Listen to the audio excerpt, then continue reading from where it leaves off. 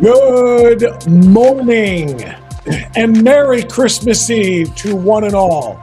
Thanks for finding us on Strictly Speaking Unfiltered. Appreciate you being with us. You know, it's funny. I don't know what I can and can't do on a podcast or online radio after years of playing whatever Christmas music I wanted on the radio. Suddenly, this platform doesn't like it. This platform is going to strike you if you used unlicensed music. So am I allowed to play Jingle Bell Rock? Am I allowed to play that just to kind of get us into the mood, set the vibe or whatever? I don't know. I've got experienced podcasters who are telling me no, that YouTube will strike that, or somebody will block you from this or whatever. And I don't want to get fined. I mean, legitimately, how come I can play that stuff on traditional terrestrial radio without asking, but not on a podcast without asking? And what's really, really annoying is I'll want to come in with some Christmas music or something, just because, again, it's to add to the vibe or whatever. And if I pull something off of a list that says royalty free, it ought to be royalty free, and that means I should be able to use it without getting in any trouble. But for whatever reason, I did that the other day, and I got a big Facebook strike. I played something that was from the royalty free list of Instagram suggested, music to add to your reel, and I got a strike, and they're complaining to me that your monetization is in dispute. You have to share it with somebody because it's like, you literally listed it as royalty free. So I don't know what I can do or what I can't do. I would be rocking out right now to Jingle Bell Rock, which is probably my favorite Christmas song. I like a lot of them. Jingle Bells is fine. I love Jingle Bells because Joy Reid says it's racist. Only just to piss off Joy Reid.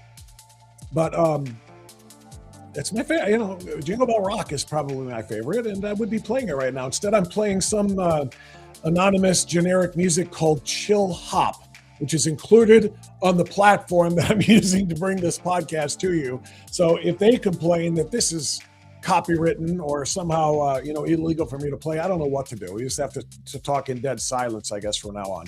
No more vibes. But thank you so much for being with us. And I mean that very sincerely. A very Merry Christmas Eve to you. A Happy Hanukkah. I know I have a lot of Jewish friends who listened to the radio, and hopefully they're also listening to and watching and viewing the podcast.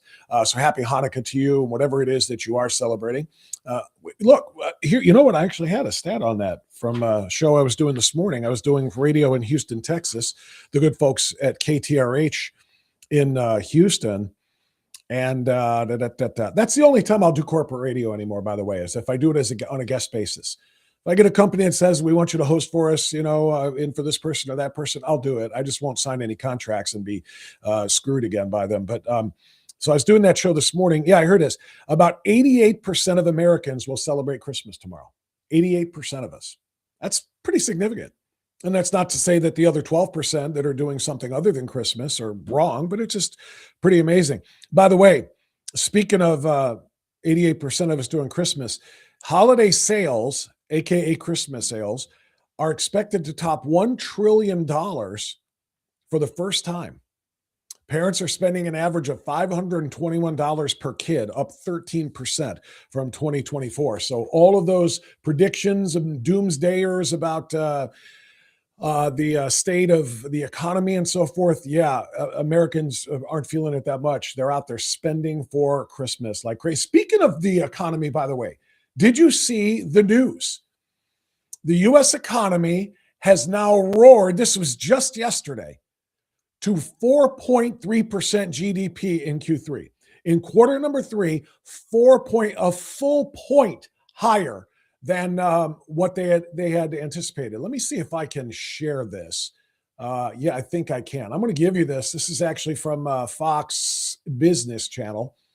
And the reaction to these individuals whenever they see this great news by, that's going to be good for the Trump administration and so forth. It's important that we highlight these things. So yeah, this is Maria Bartiromo yesterday when the numbers came in. Let me see if we can give this to you.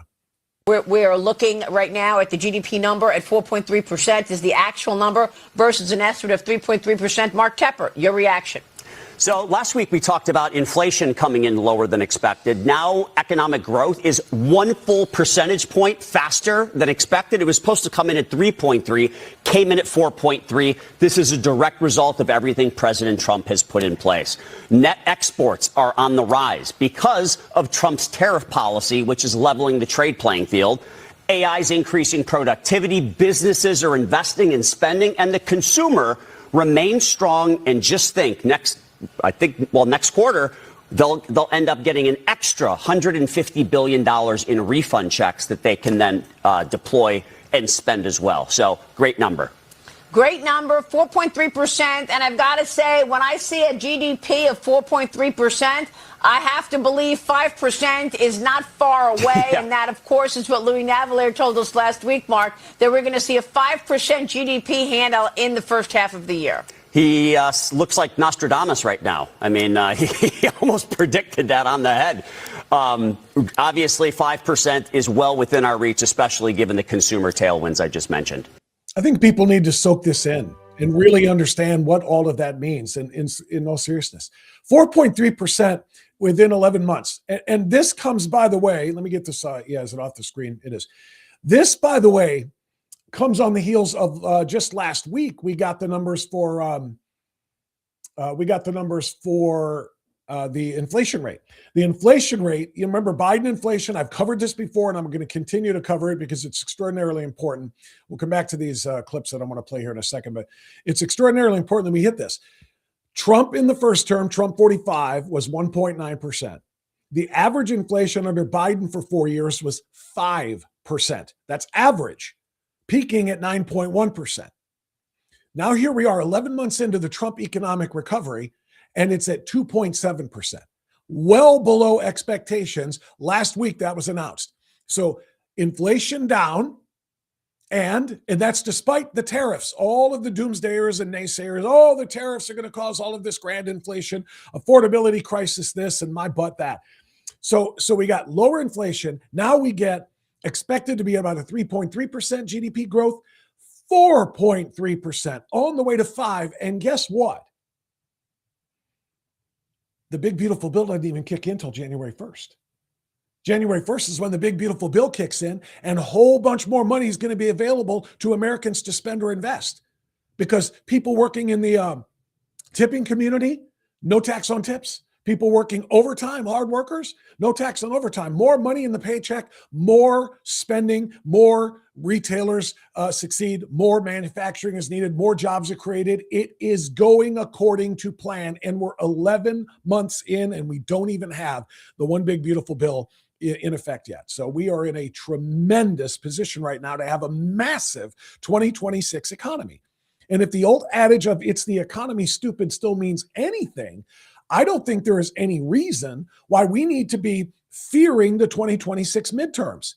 If it's the economy and people are looking in their wallets as opposed to, their TV screens on CNN, and they're seeing more money there, and they're seeing more opportunity there, and they're seeing prices down, and they're seeing wages high, why would anybody want to rock that boat?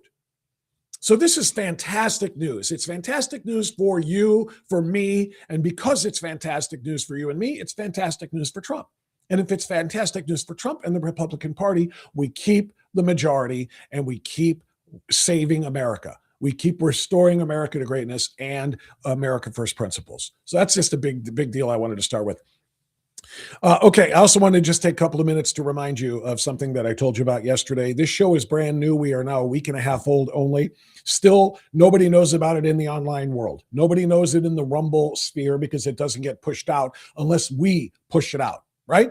That's what it comes down to. So I want to ask you to do just exactly that. You have already liked it. You have already followed it. You have already subscribed to it, hopefully. And you turn your notifications on so you can get new stuff when we drop new stuff, which I'll be doing tomorrow on Christmas Day. I'm going to schedule a bunch of stuff for you to see tomorrow in the event that after opening the gifts and going to mass or your services and the big meals, you're sitting around fat and happy and you got nothing to do and you don't want to watch the NBA, watch a little bit of this. So I'm going to upload that for you. Point being, you've already followed. And now I need you to tell 10 friends. That's it. Tell 10 friends.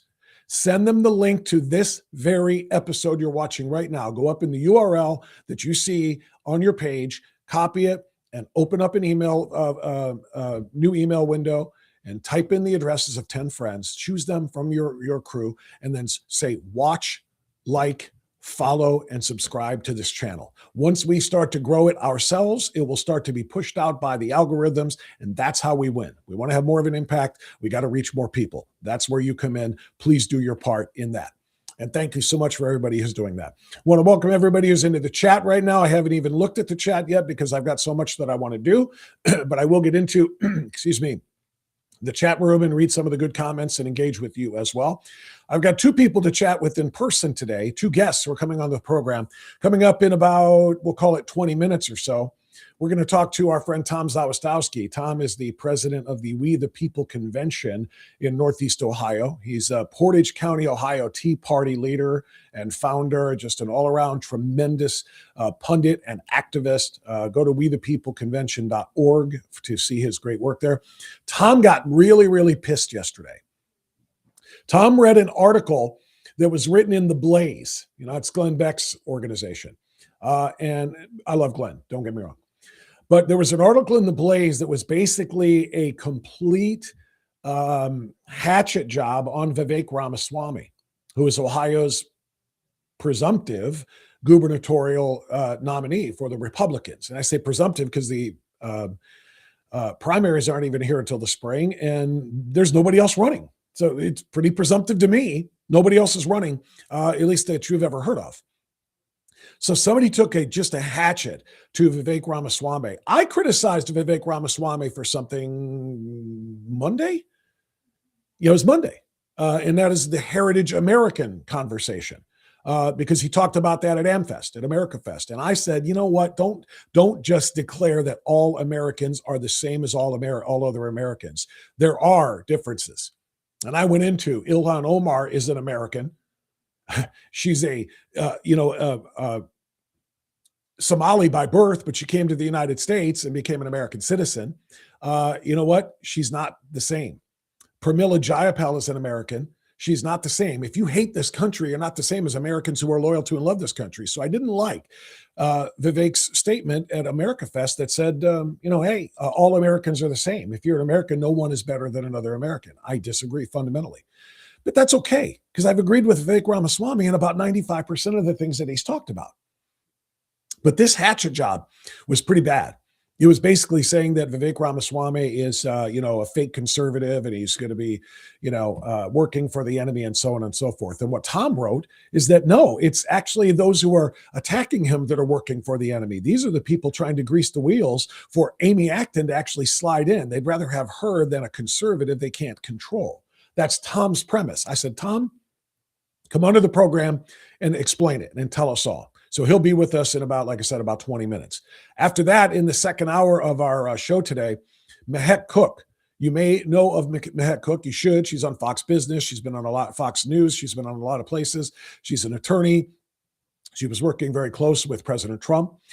She was almost, some people thought, might have been, President Trump's choice, not Mike DeWine's choice, but President Trump's choice, when Mike DeWine had to name somebody to replace J.D. Vance in the Senate.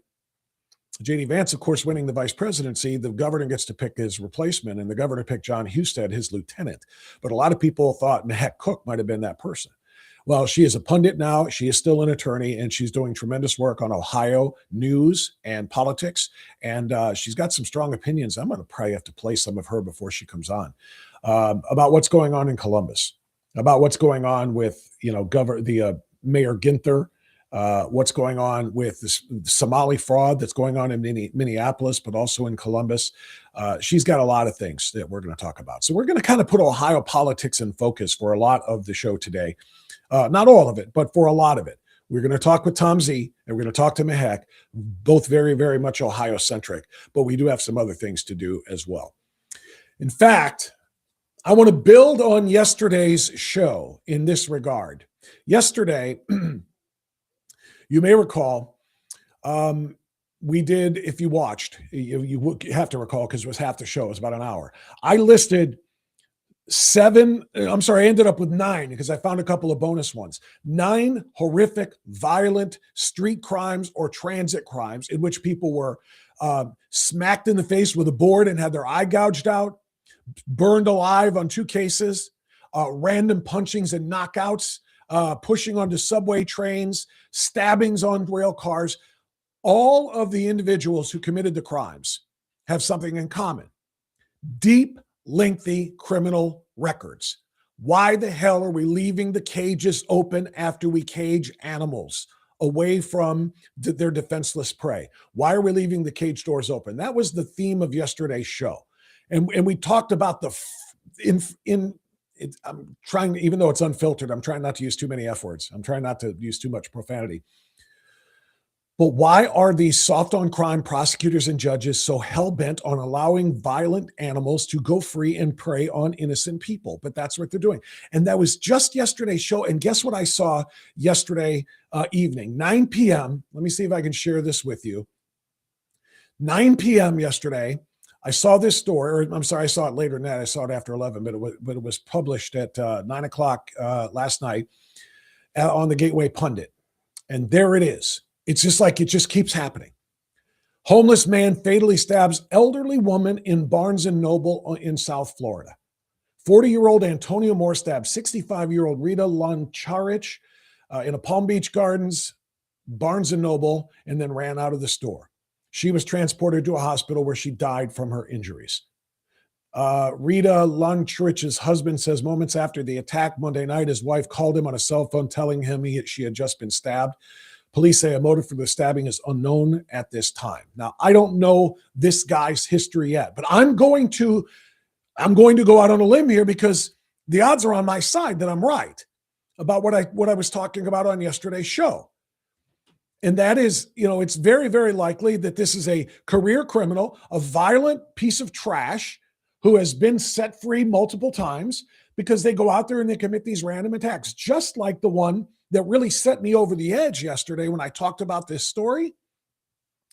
The 75-year-old elderly woman in Seattle who was standing on a street corner when this piece of trash, multiple times arrested and convicted, but always allowed to go back out to prey again. This piece of trash took almost a 2x4, a thick, wood stick that he had put a bolt with a nut and a washer on the end of it. It wasn't just a screw. This is far more insidious. A screw could just go in and out of wherever it hit. This thing had, like I said, that washer and that nut on the end of it. So when it was, he wound up like a baseball swing with 2 hands. And when he slammed that bolt into the eye of 75-year-old Jeanette Markin, that nut and that washer got behind the eye. So when it was pulled out, it ripped out everything with it, including her eye. I'm sorry to be graphic, but it is graphic. That's what set me off. And I'm talking about just these random attacks on innocent people that are completely defenseless. And it's like I said, it's inexcusable, but it just keeps happening. And I saw that yesterday at about 9 o'clock, but not done there either, because then I also have one from where I'm sitting right now. And I don't know if I could find this one because they're all over the place. There's so many of these stories. But there was a horrific attack here in Northeast Ohio, where I'm sitting right now, in Cleveland as well. And it was the same thing. Yeah, here it is.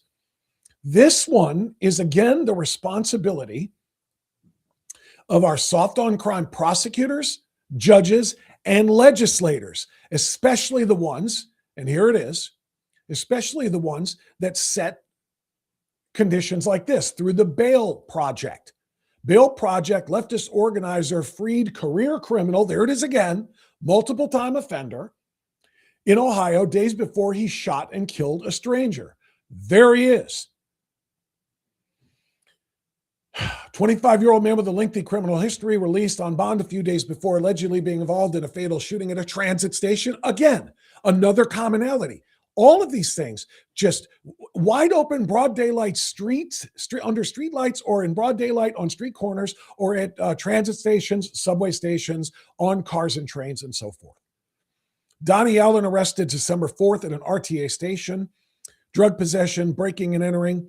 In that case, he was had a bond set at $15,000, and there it is. The nonprofit group called the Bail Project paid some of that bond, so he was released. I am tired of taking animals away from their prey and then having somebody else just saying, nope, flip open the door and letting them go back to prey on people again. And it just happens over and over. Here's the stories you see from Libs of TikTok. Ben McComas, shot and killed by a career criminal who was just released from custody days earlier by the Bail Project. Allen was bailed out. An innocent man is now dead because a dangerous criminal was set free onto the streets. And I don't know if this is okay. Yeah, that's just a question of will CNN and MSNBC cover this? And the answer is, of course, probably not. But you do see the point, the follow-up here. We covered the story at length yesterday, and we said, what do we have to do in a decent society? Let me rephrase, as decent people to live in a decent society. That was the theme of yesterday's show. And the answer is very, very clear. We have to activate, and we have to vote. And we have to take legislators who allow soft on crime laws to, be given as options for judges to apply in terms of sentencing standards as well. And then soft on crime judges and soft on crime prosecutors, those are all elected officials, elected positions. We have got to activate, and we've got to make sure that we have to restore two things. We have to restore justice, which has completely left the justice system, and we have to restore institutions. And that's not a popular thing. We talked about it some yesterday. That's not a popular thing to talk about, institutionalizing people, who are mentally ill and locking them up in prisons and essentially. But you know what? What are your options?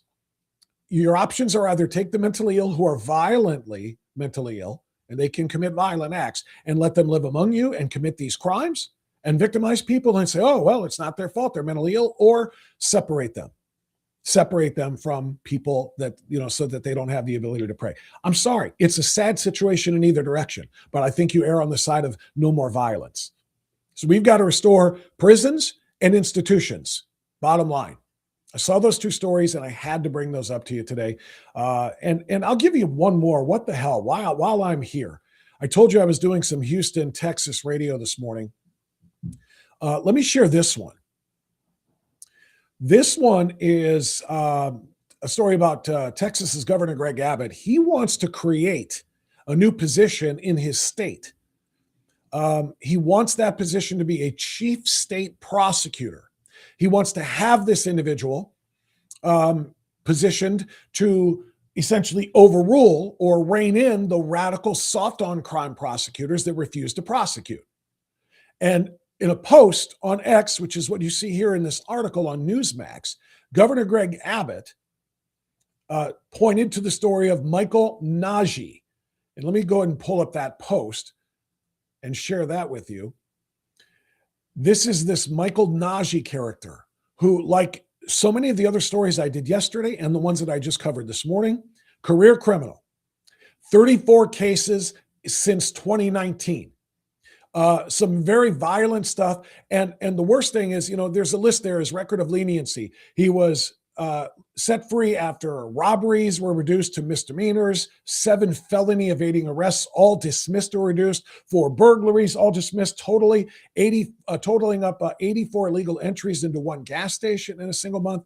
The only time he got prison was a 2-year stretch for aggravated assault with serious bodily injury. That's something that can get you 20 years. He got 2 years and then was set free. And what did he do? In October, just 2 months ago, he threatened to kill a bunch of elementary students. It's at the top of the post. Austin man banged on locked doors of Padron Elementary as students arrived for class, screaming, I'm going inside to go inside and kill. I'm going to find a way to get in. He did that in October, then was released on bond, skipped court. He was arrested on December 3rd for trespassing at that same gas station.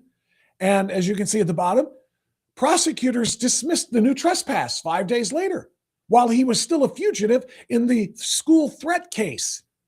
34 cases, 0 jury trials. This is what I'm talking about. Soft on crime prosecutors, soft on crime judges soft on crime legislators, and these animals are allowed to roam free. Like I said, it would be like going to the Cleveland Metro Park Zoo or to the Columbus Zoo or wherever it is that you live, opening up the lions, tigers, and bears cages and just letting them roam free to feast on, except the difference being they're just being, their instincts are to hunt and eat and kill. The animals who are doing this in the human variety, they have a lot more nefarious, means in their minds. So it's so infuriating. I wanted to share those stories with you. Those weren't even really a part of the show that I really wanted to do today. But I just had to get that out for you. All right. What I do want to do, as noted, I want to go back now to set the table for my conversation upcoming with Tom Zawistowski. Tom Z, as I noted, was really, really incensed by the Blaze article. I'm going to bring the Blaze article up here if I can and share this with you. At least part of it. I'm not going to read the entire thing to you. But this is the Blaze article that is headlined, and I'll put this up on the screen so you can see it with me. There it is. So this is the Blaze article headlined, All I Want for Christmas. And let me get rid of that. Sorry. It's always one button more to push. All I want for Christmas is for Vivek Ramaswamy to stop embarrassing the GOP. It's written by a guy named Donald Ward. Don't know much about him at all. His bio at the bottom says he's a commercial fisherman and a former newspaper reporter and a political writer, hence this particular article. And he has decided to put Vivek Ramaswamy, who is in a one-on-one battle as of now, with Amy Acton to be governor of the state of Ohio. Now, I would like to think that anybody with an ounce of common sense would realize this is a binary choice. Vivek Ramaswamy or the walking, talking, mumbling, bumbling lab coat who destroyed the state of Ohio for 2 years during COVID because she was given power by our governor, Mike DeWine, to make all of the decisions on COVID protocols. I would think this is a very obvious choice. Keep her away from all government.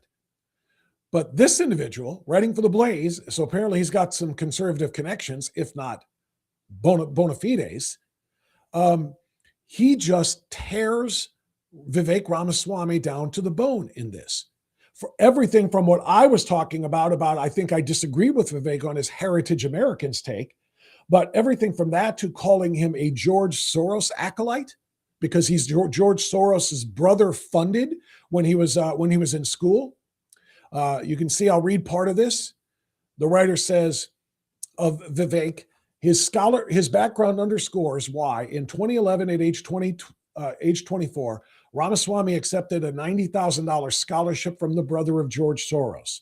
That alone raises eyebrows. It becomes more troubling when you consider that Ramaswamy had already earned more than $1.2 million in the prior 3 years and a reported $2.25 million in income the year he accepted the award. This occurred during the Great Recession, when many white millennial men faced systemic exclusion across elite institutions. Ramaswamy did not. Now, I don't want to go too far in trying to intimate or suggest that I know what the writer was trying to say there, but it sounded to me like it was a little bit race baity, right? I mean, at least a little bit. Let me pull it back up here real quick. By talking about white millennial men face systemic exclusion, which, by the way, is absolutely true. That's been going on since 2014. I did an extensive show on this with Jonathan Broadbent just last week about millennial white men being wiped out by DEI. But he's suggesting that Vivek Ramaswamy, being not a white man, being of Indian descent, did not have to face such struggles. Therefore, somehow, some way, Vivek did something wrong, or Vivek was advantaged in ways that other people are not. So, it goes on to talk about how Vivek launched a presidential campaign. And that, of course, didn't go very well, but it did raise his profile very much. Then he took a job with the Trump administration, but he quickly, well, according to the writer, he was removed from co-director of DOJ. I interviewed Vivek almost immediately after he left DOJ and talked to him about why. And I asked him if it was a clash between him and Elon on substance and so on and so forth. But it was very clear from his answers, it was because he wanted to focus on one thing, being an executive. He wanted to be governor of the state of Ohio. That's the reason he didn't last very long there. He chose to go and start his campaign very early. And very early, he got Donald Trump's endorsement. And very early, he got the endorsement of the entire Ohio GOP. There's nothing wrong with any of that. But the article tends to try to paint him as something that I believe to be unfair and something that he is not. So anyway, Tom Zawistowski came up with a couple of posts, including a Twitter post. Let's see if I can share this. This is total garbage. And the Blaze should be ashamed to have published this. And then he goes into a whole lot of reasons why. I'm not going to read this to you all because that's why I have him here. But what I will do before I bring Tom onto the program, if I can navigate my way back to this, is I want to play for you about a minute and a half or 2 minutes of what, let me find it. Yeah, here it is, of what Vivek had to say at AmFest this past Friday, at AmericaFest in Phoenix. This is, of course, the Turning Point USA event that drew 31,000 people. This was the part of his speech that I responded to critically.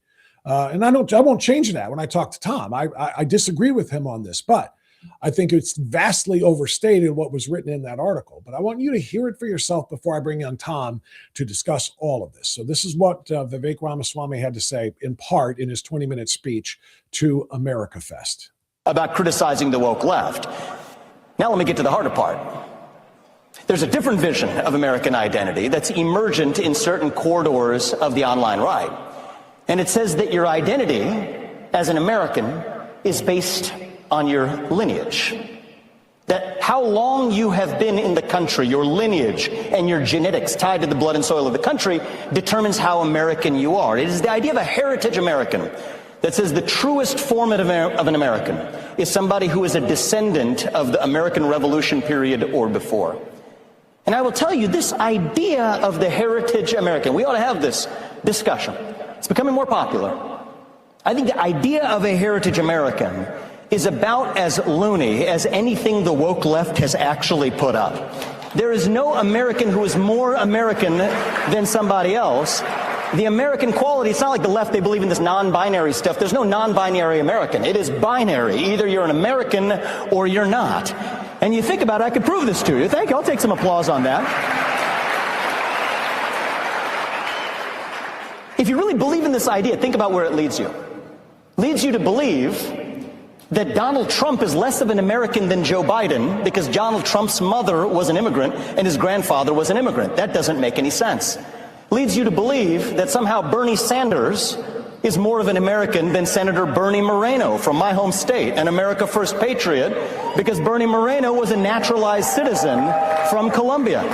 It makes you think that Marco Rubio, our great Secretary of State, is somehow less of an American than Elizabeth Warren because she's a Native American, which we all know, right? Doesn't make any sense. It's loony. It's crazy talk. It makes you believe that somehow I am less of an American than the transgender criminal who assassinated Charlie Kirk. We refuse to accept that. The idea that a heritage American is a more American than another American is un-American at its core. And I will fight to the very end for that because that's what it means to be an American. We believe in ideals. That is who we are. So that's what Vivek had to say at AmericaFest. And this rubbed a lot of people, quite frankly, the wrong way. And in fact, let me give you an example of that. I think it's on the same page. Yeah, I just want to minimize this and get to some of the comments.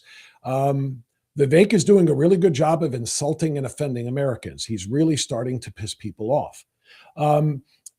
Natural born is being left out of the logical claim so conveniently. It makes me sick that Vivek is representing TPUSA. Charlie Kirk knew what an American was, and that's something Vivek is not. So there's a lot of people coming for Vivek.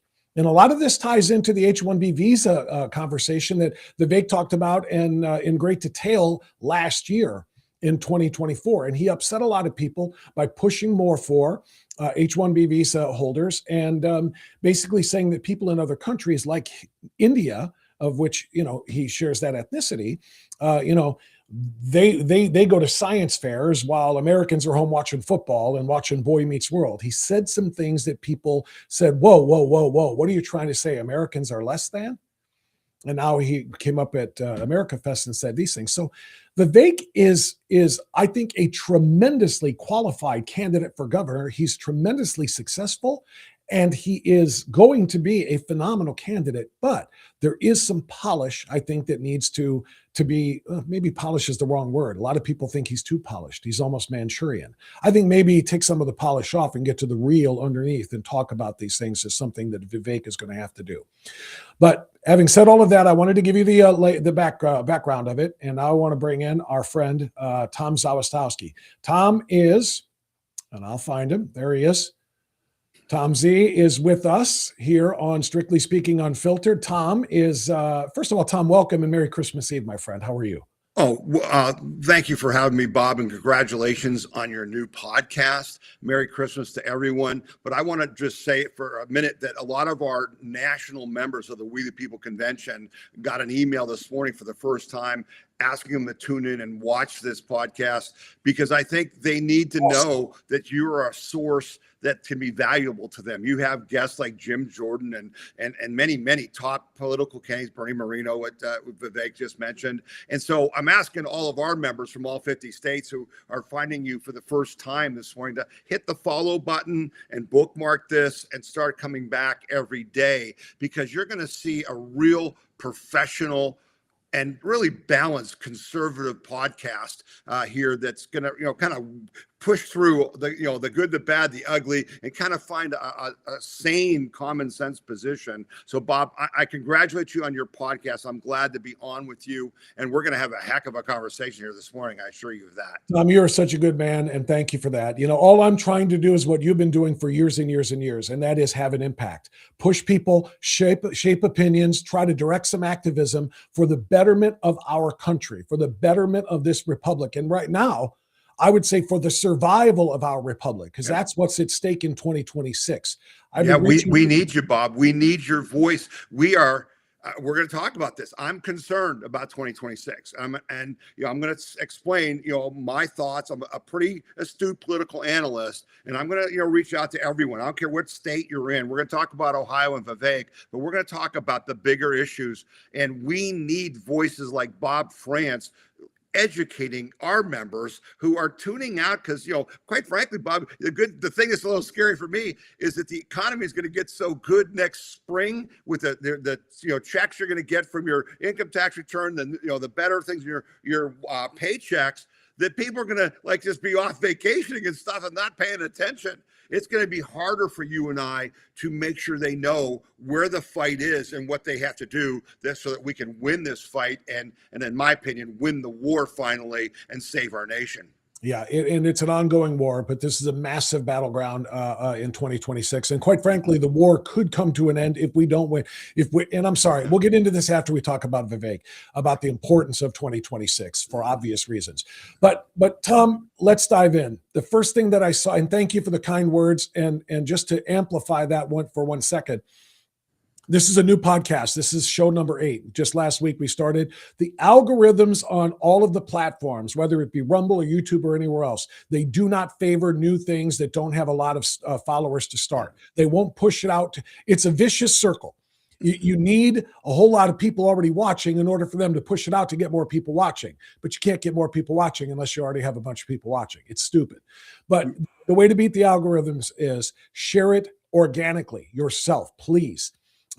What I said at the beginning, if you take the link that Tom Z sent you today in his email and you share it with 10 friends on your email list, Tom's got 100,000 people in We the People, We the People Convention. If everybody sends that to 10 people and we get 10% response, suddenly we've got thousands of people watching and viewing, and we are then pushed out to more, and we have the impact that Tom has had over the course of his incredible career, and we need to have together, working together. So be our partners in this. Share the link with 10 people in your own email chain and tell them to like, follow, and subscribe to this channel, and we will make the impact we have the impact we need to have. Yeah, on my podcast, I always make the case that we always bring the receipts. And so for you people who are watching and listening, Bob's not just saying that. I'll give you a direct example.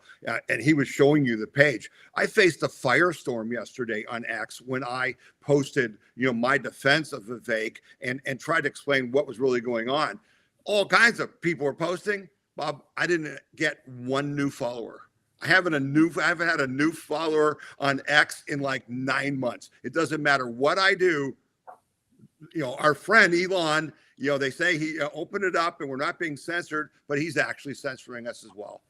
Yeah, and to be truthful, I don't know if it's Elon directly or his people tell that he's telling to censor or not allow the growth of certain channels or accounts like that. But I think Elon, who is the king of of AI, essentially, he's so much of what is being done to run X is being done by bots and by AI. I think there are a lot of people that are getting wrapped up, unfairly and shut down, essentially, not banned, but shadow banned to the extent that they won't push your stuff out anymore. So Tom, there's no doubt you're right. You have a much bigger influence than your follower count will show. There's no doubt about that. Okay. So let's talk about what you said yesterday. I read that entire Blaze article twice, and I got a little bit more angry the second time. I was already pissed the first time. I got a little more angry the second time because, Tom, I'm struggling to find the goal here. What is the goal among conservatives in the state of Ohio? You don't like certain things about Vivek Ramaswamy, which is fine. I mean, I've got about probably 85% of things that Donald Trump does and says I'm with, 10 to 15% I'm a little bit about. And that's okay. He's still my guy, and I'm still absolutely thrilled that he's my president.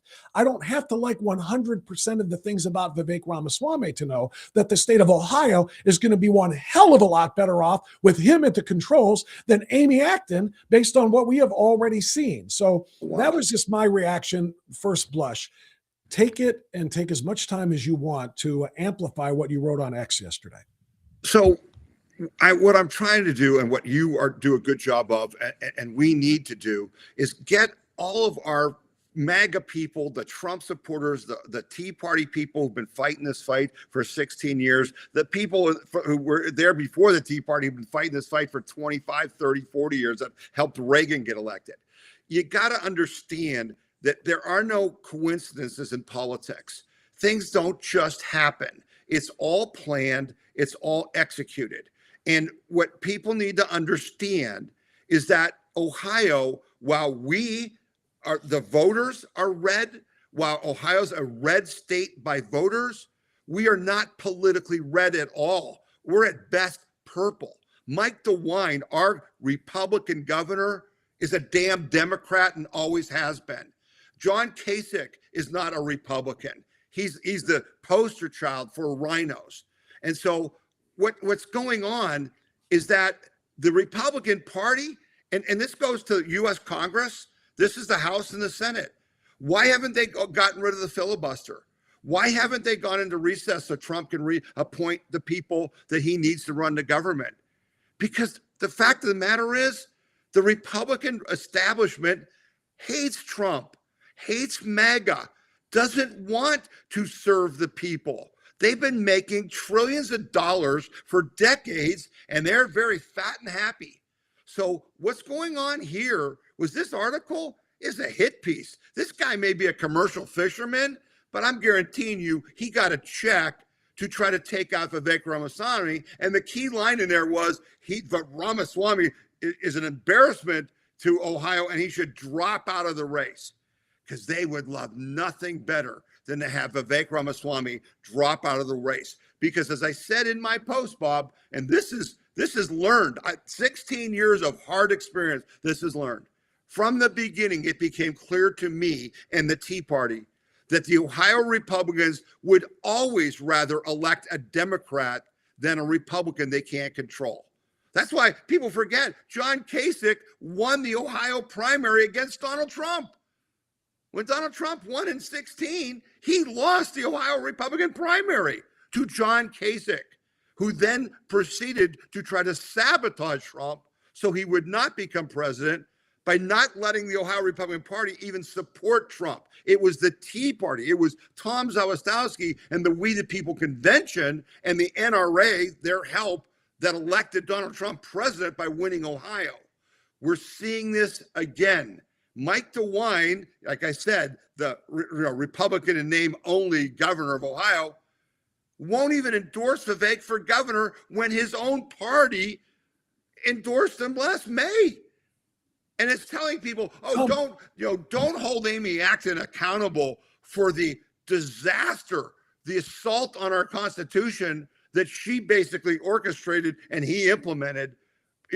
They literally would want Amy Acton as governor. What we need to do, whether, Vivek's a Hindu, whether he's too slick, whether you don't like his speech, you said it exactly right. It's binary, Bob. It's either we get Vivek with Trump's endorsement and he works with Trump to make Ohio great again so America can be great again, or you let the rhinos blow him up and we get Amy Acton and it's game, set, match, and we're done. Tom, what I want to agree, by the way, with every word of that, but what I want to try to make sense of, or ask you to make sense of it for me, everything you said about Kasich was true. Ohio's leadership, though, is different today than it was then. There's a new Ohio GOP chair, the Central Committee, State Central Committee. There's a lot of turnover there as well. There's new leaders in Columbus in the General Assembly. So I guess the question is, the Ohio leadership back in 2015, 2016 that backed John Kasich and hated Donald Trump and tried to undermine his campaign. It's different today. Are they doing the same thing? And even though there is new leadership, and is Vivek going to be the next victim of that? Well, so, just 2 years ago, we had the Blue 22. True. We, the people, elected the most super majority in history of the Ohio House and Senate. And then in January, they had a secret meeting and 22 Republicans took union teacher money and flipped and elected someone to be the House Speaker who didn't pass anything for 2 years. That's the Republican Party, folks. That just ended last year at this time. That's right. So, here's the problem. It's all about jobs, money, and power. That's what Columbus is about. That's why I call it the Columbus Cartel. Because just like in D.C., there's nobody there who wants to reform anything. Ohio's budget is an embarrassment. We have so much money that they're taking and spending unnecessarily. It's disgusting. And that's what this property tax rollback or repeal that we're trying to implement is about. Trying to rein in the greed of the Republican Party. And they're going to fight Vivek. You know why? Because Vivek was with Doge. He was with Elon about, hey, we got to fix this stuff. He wants to reform Ohio. Listen to him speak. He's very aspirational, Bob. He talks about the best schools. We're going to have the best manufacturing. We're going to have the best health care. We're going to compete with Florida and Texas. And you know what? He's right. We should be able to compete with Florida and Texas because before Florida and Texas, Ohio was it. We've got everything. You name it, we got it. We got oil, gas, water, coal, farms, cities, rivers. We got everything. But you know what holds us back? And we're on a podcast that can say this. Shitty government. We suck because of our government, because we have 6,400 taxing agencies. We have all this union control of our government. And they don't want Vivek to come in and say, hey, we don't need 630 school districts. We only need 88 or 94 and could save $500 million a year not paying 634 superintendents and everybody else. That's the threat. That's why they want to take Vivek out. And everyone who's attacking him because of these small things need to understand. We need to win in Ohio because we need to win for America. And the bottom line is, like it or not, and boy, we can talk about John Huston in a minute, like it or not, we have to vote for every Republican on the ballot if we want to save President Trump and our agenda. Like it or not. And that's the message. Survival of the country is at stake, and that means state by state as well. I completely agree. However, I don't want the message to be lesser of two evils. I think Vivek has the ability to be something very, very good and very, very special. I don't want it to be, well, we've got to vote for the Republican, even if he's ass, because the alternative is worse. We can't do that with him. And I know you didn't mean it that way, but I want people to understand. You mentioned DeWine, and you mentioned what a complete Democrat he really is. You mentioned how Kasich was pretty much as well. I want people to know just how disingenuous our governor is, and just how much of a rhino. We got to find a new word. Rhino doesn't cover it in some cases. Yeah, it's not harsh enough. This is about a minute and a half of my conversation with Mike DeWine. The last time I spoke with him was in April. And that was the first time I had spoken with him in about 4 years. Oh, yeah. Because he got butthurt whenever I had him on during COVID, and I held his feet to the fire for all of the crap he was overseeing and letting Amy Acton do. So he wouldn't come on the program for about 4 years. He finally came on back in April. And the ice thawed a little bit as we talked about food insecurities and some of the things of that nature in the state. But I wanted to make sure that I asked him the question that needed to be asked, because Amy Acton had announced by then that she was doing this. So I want you to watch this, Tom, and I want you to give your reaction. Listen for it. You're done in 2026. So you're a year away from being turned out, and there's going to be a new governor. What I want to know is, who do you want to be there? Okay, that's all kinds of a problem. I don't know why the audio was as bad as that. When I played it before the show, it was clear and audible. I guess I'll just have to tell you what he said. I said, Governor, you're termed out. You're gone in 2026. Have you decided who you're going to endorse? And he said, oh, no, not yet. It's way too early because there's going to be a lot more Republicans in this fight. At the time, it was just Vivek. Dave Yost had dropped out. He said, there's going to be more people entering, which I took to mean Jim Tressel, who's his and you were right. lieutenant. And you were right. That was our goal. And he said, there's going to be other Democrats too. He said, when the time comes, I'll decide that, but I don't think my endorsement will weigh very much anyway. President Trump's does, but not mine. I said, okay, but I said, can you at least give me this? Gosh, I wish that audio wasn't so distorted. I said, can you at least give me this? Tell me, are you at least going to endorse the Republican nominee, whoever that may be? And he, that's the easiest question you ever asked. Of course I am. I said, the reason why I'm asking, sir, is you gave the control of the state 4 years ago to Amy Acton. And now that Amy Acton is running for governor, I'm wondering if you wouldn't feel the same way. And he got all pissed off and offended and like, why do you people want to always relitigate these old battles and so on and so forth? Oh, yeah. And I said, I don't want to relitigate it, but you gave her the power. And now she's running. What's to say you wouldn't want to give that power again? I said, so can you tell me who you're going to endorse, and will it be the Republican? He said, yes, it will be the Republican. And the reason I'm bringing all this up, Tom, is you just pointed it out. Last week, I think it was last week, wasn't it? Mike DeWine said he's not ready to choose to endorse Vivek Ramaswamy. And by the way, you can't hold Amy Acton responsible for all of that stuff that happened. That almost was a de facto endorsement of Amy Acton. I sniffed it out in April, and now we're seeing it play out. Yep. Well, so this is what everyone listening and watching need to understand. This is the problem. They're not with us. They're trying to sandbag us. And Bob, go back to even the redistricting we just went through, right? We're thinking, Trump saying, Republicans all across the country, we got to meet the Democrats who've already redistricted. I mean, in New England, there's, 40% of the vote went to Trump, and there's not a single House member from New England, from like 7 states. But what do we do here in Ohio? When we had a chance to get 3 seats, 3 more seats, the 9th in Toledo, 13th here in Akron, the 1st in Columbus, they redistrict to make it so that the current Senate president, McCauley, could run in the 9th, and they made it a 10-point Republican favored district and screwed our guy, Kevin Coughlin, here in the 13th and gave the Democrat, Emilia Sykes, more voters by putting Kent State in her district and did nothing in the 1st. Well, why did they do that, Bob? Because Mike DeWine and the Republicans, Kasich and their funders, Lex Wexner and those guys, they want Trump impeached. They want this to fail. In Ohio, if Amy Acton wins, and oh my goodness, let's talk about John Husted. Because guess what? You people don't like the stuff that Vivek's saying. How are you going to like it when Sherrod Brown runs copies of the video from the press conferences they used to have every day. Remember, Bob, back in COVID? Oh, yeah. They run their little press conferences. And there was John Husted looking in the camera and saying, if you don't close your family restaurant, meaning him, John Husted, I'm going to shut off your gas and electricity.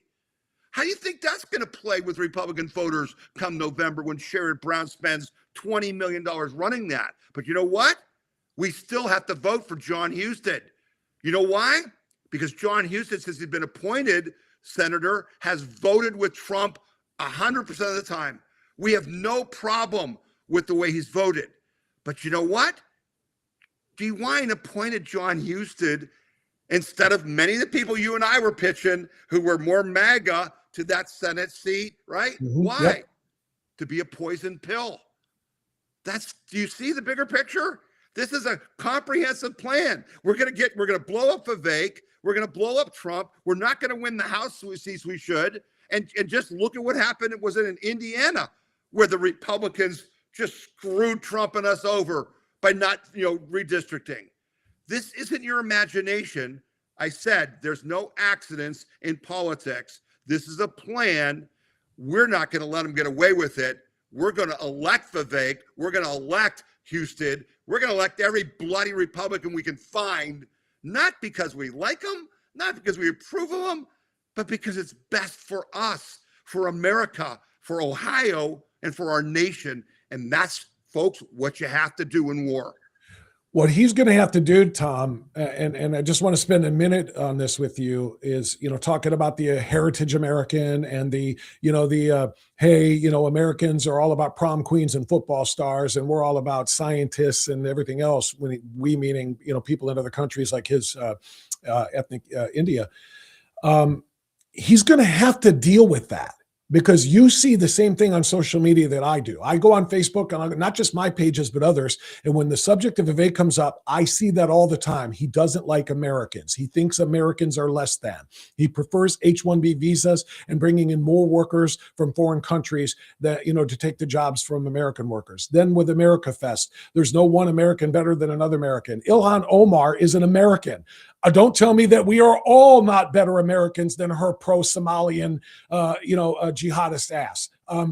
There are differences in Americans. My point being, for Vivek to win, he should win just simply because he's not Amy Acton. But for him to make sure that we don't have, in that article, I think the guy, the commercial fisherman, said that he thinks 1/3 of Ohio Republicans are either going to not vote third party, or just vote for Amy Acton because they will not support him.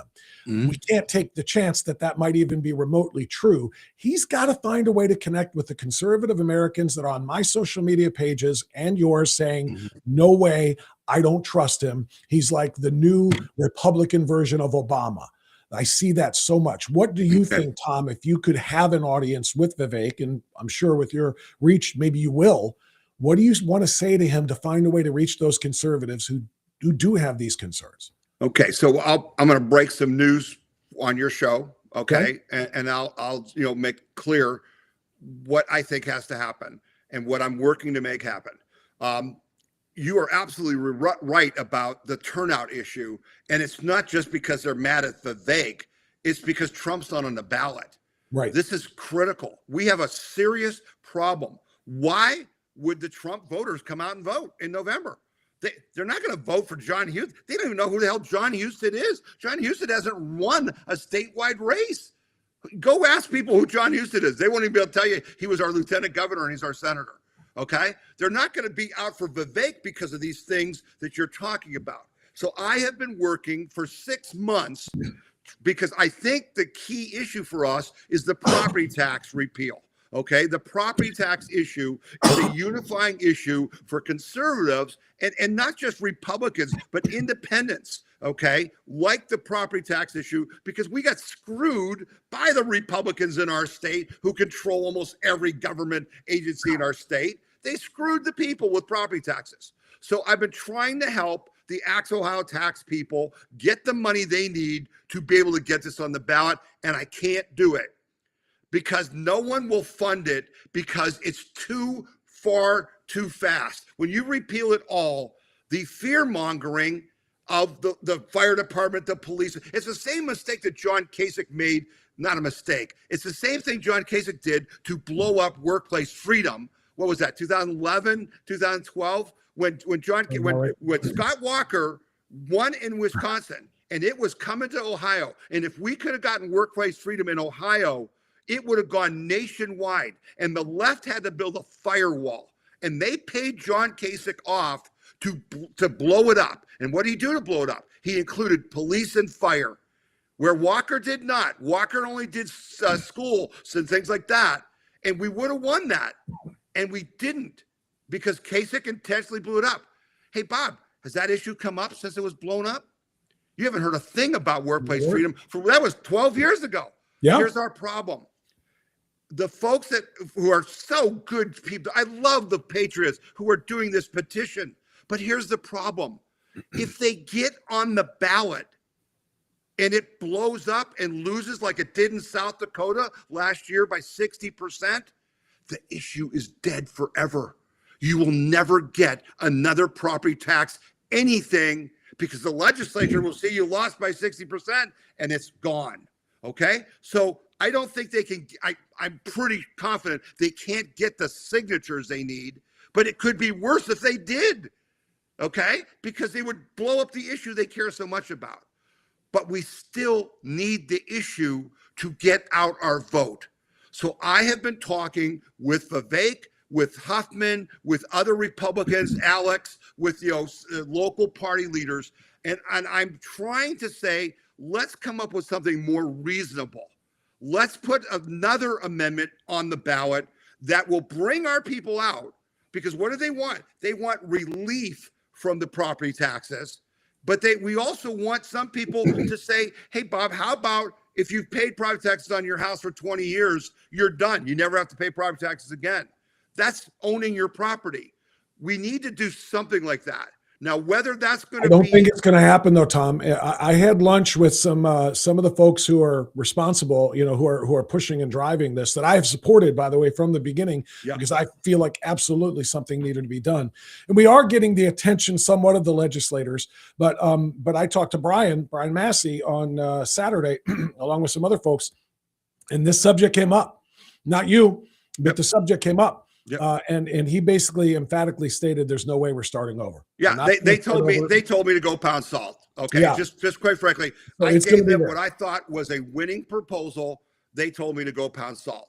Yeah. That's fine. I understand that they're to them it's immoral. They need to do it all at once.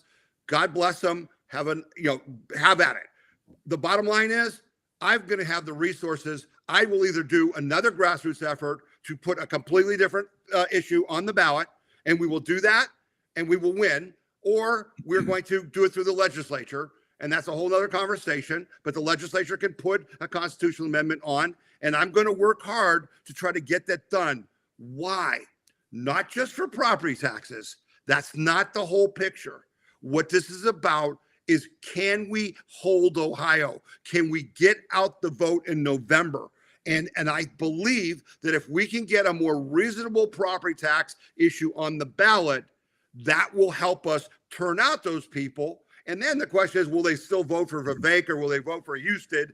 That's another story, but I got to get them to the polls. And let me remind everyone, because most people don't know this, Bob, the left is, I'm being told by the Secretary of State's office, the left is going to put maybe 5 constitutional amendments on this year, including, how about this one? The Voter Bill of Rights.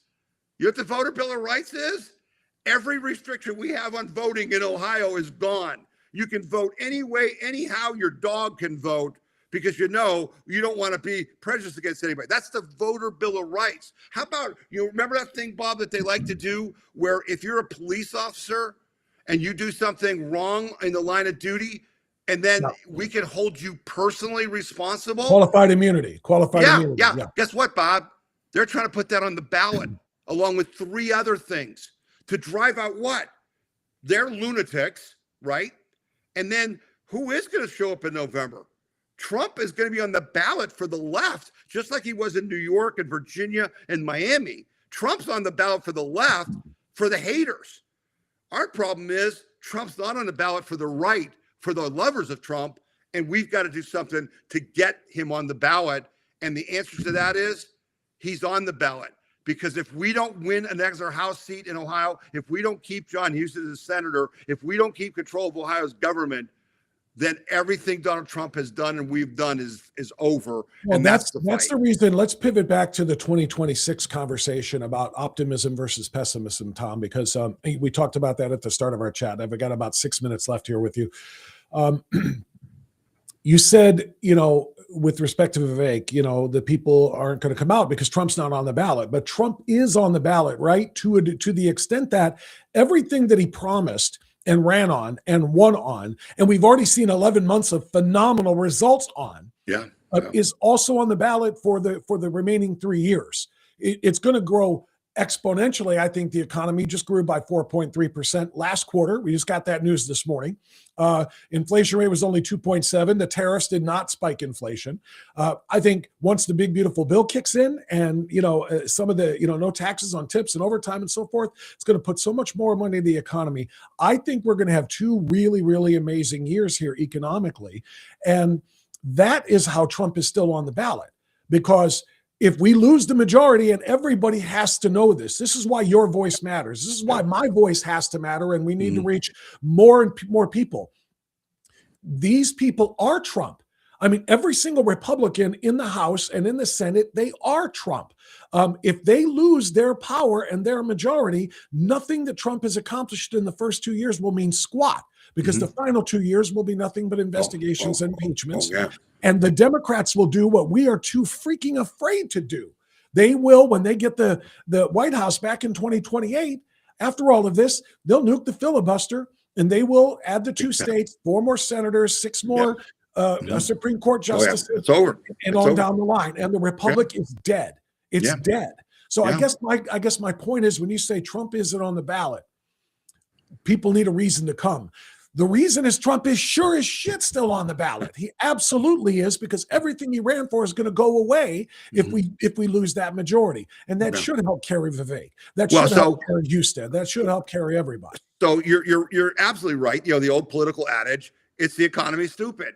Yes. It is the economy. And I agree with you. I don't think people have any idea how well set up the Trump people have made 2026. It's going to be one economic great news after another, from more jobs, higher wages, lower inflation, just amazing. And that's going to happen. The problem we get, and this happened in Trump's first term, because remember, people forget, 2019, in my opinion, was the greatest year in American history to be an American citizen. It was phenomenal. The jobs, the gas prices, the economy, everybody was fat and happy. And then they used a bioweapon on us. Bingo. Our problem is that even in like the midterms, in his first term, things were great and people didn't show up because they get fat and happy. They're like, well, we won and Trump's doing this and it's just going to keep going. You and I, and everyone listening to this, everyone watching this podcast, your mission is to make sure that everyone is scared to death, who is totally frightened, because it's literally that simple. It's all or nothing. If they win, Bob, it is, end the filibuster. Here goes, the impeachments. We're gonna add, Supreme Court justices. It's chaos. And so you gotta focus. You can't get tied up in all this. And I told you, nothing is an accident in politics. All this division with Tucker Carlson and Israel and this, heritage Americans, which there's no such thing. It's a made up word. All this stuff about Vivek's, Hindu, whatever, Christians don't forward. It's all done to divide us. You got to block it out. You got to understand it's about America first, meaning you got to and again, I tell people, like with Trump the first time, Donald Trump is president of the United States because, quite frankly, in Ohio, Tom Zawistowski, Molly Smith, Diane Stover, J.C. Church, we were able to go to Christians in Ohio and say, I know Trump is not what you call a Christian. I know he's got baggage, but trust us. It's in your best interest to vote for him. and their vote made all the difference. And we are where we are today because they just ignored those things that bothered them so much and voted because it was in their best interest. We've got to do that again in 2026 for these other reasons.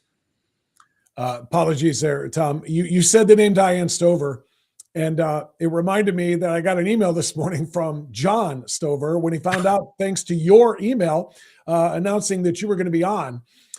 He said, "Bob, see if you would like to play this for Tom." It's about a minute long. It's worth our time here. I know I've got Mahet Cook coming up here in about 3 or 4 minutes. But I'm going to play this for you real quick. This was sent to me by John Stover. And for those listening, you probably already know John and Diane and Ohio Value Voters. But for those who don't, it's an extraordinarily important organization here in the state of Ohio, a real strong conservative Christian activist organization. So here's just a little reminder of Mike DeWine and Amy Acton. Here you go. Ohio Health Department Director Amy Acton ordered a public health emergency late last night, which was what shut down the polls. Ohio Governor Mike DeWine responded today to the state's decision. One of the things that we know about this virus is that many times we do not, individuals who have this do not know they have it yet. And so a person in all good conscience could be going to vote and they could be spreading. And again, for those poll workers, for 13 hours to be sitting there, we felt, Dr. Acton felt, Health Department felt, was not safe. Conversely, we could have poll workers who also had the virus and did not know that, and did not know that they would be spreading that. The Ohio primary election is tentatively scheduled for June 2nd. Kentucky also announced it had moved its primary from May 19th. So, Tom, there you go. Just a little reminder for everybody what Mike DeWine and Amy Acton did together. Anybody that is even thinking about not supporting Vivek Ramaswamy as the Republican in this race, that is what we're up against.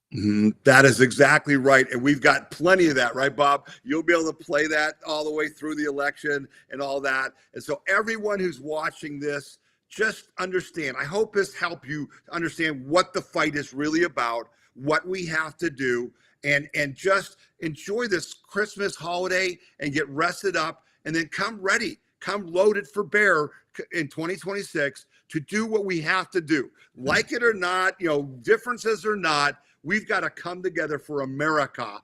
And all of the We the People convention, people, members who are watching this, bookmark Bob's show. Listen during every day. You can listen because he's going to help you get more information like this. And it's going to help you fight the fight in your own state, wherever you are. Well, that is the goal, Tom, and I appreciate that support. You have been such a tremendous assist. You're not my assistant. You have been such a great assistance to me as I've made this transition from corporate terrestrial radio to this show online. A lot of people knew me on one. They don't know me on this one. We got to spread the word because, again, it's a partnership. You and I are partners, and everybody who's on your subscriber list for the We the People convention and everything else that you do, and everybody that we're asking to follow me here, we're partners in all of this, and we all have a role to play. So yeah, my show at WeThePeopleConvention.org is just weekly. Bob's is daily. And we're on Trump time, man. I mean, Bob, it blows your mind. You get up in the morning and there's like, oh my God, I got to add like 5 stories. Okay. So that's why Bob's here, because you can get some really great information every day. And then every Saturday at WeThePeopleConvention.org, we do a weekly news and opinion podcast that kind of sums up the week. So together, we've got a great 1-2 punch. It's a great watch and it's a great read too. Everything that Tom sends out. Make sure you get on that list, WeThePeopleConvention.org. Tom, tremendous insight and analysis. We got to support Vivek. Keep up the fight, and we'll talk again soon, I'm sure. Thank you. Merry Christmas, everybody. Merry Christmas to you, Tom. There's Tom Z, one of the great Americans in Northeast Ohio. I mean that very seriously. I started the show that I just left in 2015, January. Yeah, this is about to be my 11th year completed. And I met Tom almost by accident. We were in Columbus. I believe it was in Columbus at an event. No, it wasn't. I think I met him in 2016 at the convention. That's what it was when the Republican convention was in Cleveland. I think that was maybe I might be. I can't. It's too long ago, and I'm losing my marbles a little bit. But I met very early on in my career at the last radio station. Tom Zawistowski came up to me, introduced himself, and I had not heard of him at that point in time. And I started following. He became a friend. He became a resource. I started to have him on my show, and he has been such a dynamic leader for the conservative movement in Northeast Ohio over the course of, well, long before then, but certainly since I've known him. And since I started to make this transition into the podcast, he has offered so much assistance. He has offered so much support and guidance. And I just super, super appreciate that. And here's what I want. And I'm waiting for our next guest. Mehek Cook is going to be joining us here shortly, I believe. Oh, wait a minute. You know what? She says she is waiting for the link. Tell you what, let me clean house here a little bit just for a moment or two. Let me get Mehek set up. And we're going to come back with her, and we're going to talk a little bit more about keeping Ohio politics in focus, which is really what this is all about right now. So give me like 3, maybe 4, and we'll be back, and I'll have Mehek Cook on the line.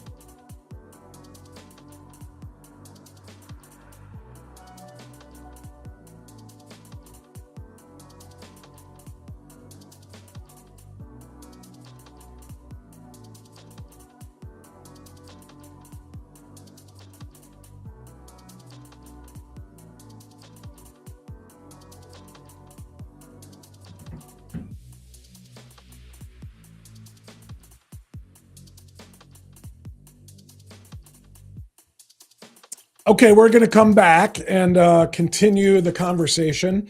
We're going to get Mehek Cook on the line here and in the room with us here in just a moment. But you know what I can do, which I intended to do all along anyway, so this just kind of works, is to share a little bit of Mehek Cook. She has just been a phenomenal spokesperson for the conservative movement. She's an attorney and a political analyst and a political pundit, and she has been advocating very, very strongly for many of the things that we all stand for, that Tom Z and I just spoke out about. And there are some things happening in Columbus that, quite frankly, are unacceptable. And she has been, again, doing commentary. You've got to follow her on X. I'm going to share a couple of these with you in a second here as soon as I get them ready. But she is on X at Mehek Cook, Mehek, Cook with an E on the end, at Mehek Cook. And she's, like I said, she's being very, very visible and very, very vocal and an a huge assist to us in this movement. So let me see if I can share this with you. And we'll bring her up here real quick. All right, here we are. This is Mehek Cook on her X account. Hey, Ohio, I want to talk about what's happening in Columbus, my hometown. What we're seeing should enrage every American who believes in just the basic law and order. Imagine this for a moment. Someone breaks into your home and the police shows up and says, well, we're just here to observe. You wouldn't call that public safety. You would call that insanity. And that's exactly what Columbus leadership is doing right now. From the mayor down to police leadership, they're refusing to assist ICE and instead choosing to observe while federal law enforcement is being actively obstructed. Meanwhile, activists are allowed to harass officers, blare music outside where ICE is staying, intimidate law enforcement in broad daylight, even follow them. That's not keeping the peace. That's not maintaining law and order. That is chaos that's actually being subsidized, yes, by your tax dollars. And here's the common sense question every parent, worker, business owner, and even child should be asking, why is the government protecting people who broke the law instead of protecting the people who actually follow it? Ohioans are still reeling from the last administration to pay rent, afford groceries, keep jobs, and yet Democrats are fine allowing illegal labor to undercut wages, take jobs meant for lawful workers, and strain our welfare system that was never designed for this level of abuse. No country can survive like this. No state can function like this, and no city stays safe when the rule of law becomes optional. And that's what it is today in Columbus, Ohio. Law enforcement exists to enforce the law, not to watch it be violated. Borders matter, citizenship matters, and a government that refuses to defend its law is on a suicide mission. Columbus deserves better. Ohio deserves better. And Americans deserve leaders with basic common sense and the courage to follow the rule of law. And in case you don't know exactly what Mehek Cook was talking about here, this is the mayor of Columbus, Ohio, our capital city. Watch. Oops, hold on one second. Yeah, watch and listen. Hey neighbors, Mayor Andy Ginther here. Wanted to take a moment to speak with you about the increase in federal immigration law enforcement activity we're seeing in our city. We can't prevent federal agents from being here, but as a city, we don't discriminate against any of our residents based on immigration status. Do not obstruct federal law enforcement activity. But if you see something you don't think is right or interacting with law enforcement officials, it's okay to record that conversation on your phone. And you should continue to feel safe to call Columbus Police and 911. Our police will not be used to carry out these operations. I want you to know your rights. Remember, create a safety plan with your family and loved ones. Carry identification or documentation of your status with you. Stay calm and truthful when interacting with law enforcement. Remember, you have the right to remain silent. Memorize the phone number of someone you can call if you need help. Columbus is already safe. I can't watch much more of that. I'm going to go ahead and stop that. Please because take care of one another. Yeah. And know that your community leaders see and support you. I'm done. Thank you. I'm done with him. Okay. So that's Andy Ginther, who is the mayor of Columbus, Ohio. And you basically heard him say, we're not helping federal law enforcement. Our law enforcement, in fact, may not obstruct them, but they are not going to help them. And here are some ways that you, dog whistle here, here's ways that you can record them. You can stand in the way, you can stand in the breach, and so on and so forth. Why he is more concerned about lawbreakers than law-abiding Columbus citizens, I don't know. But that's one of the many stories coming out of Columbus right now. And I do have Mehek Cook in the green room now. So let's bring her back or onto our program. There she is. Mehek, sorry about the connection difficulties. Thank you for your patience and I appreciate you coming on. How are you? I'm doing well. Thanks for having me on. I guess we both got the same memo. We're blue to support our law enforcement. Yeah, there you go. I did know. That's beautiful. Perfect. Well done. I like that. I'll take that. You know what I should have on is my should. I haven't put it on for a little while here. This is my Apple Watch band. It's the Blue Line watch band that I usually, try to flex when I'm on camera because I do like to show that. So I should probably have put this back on here because the Blue Line is so important. Mehek, thank you for coming on.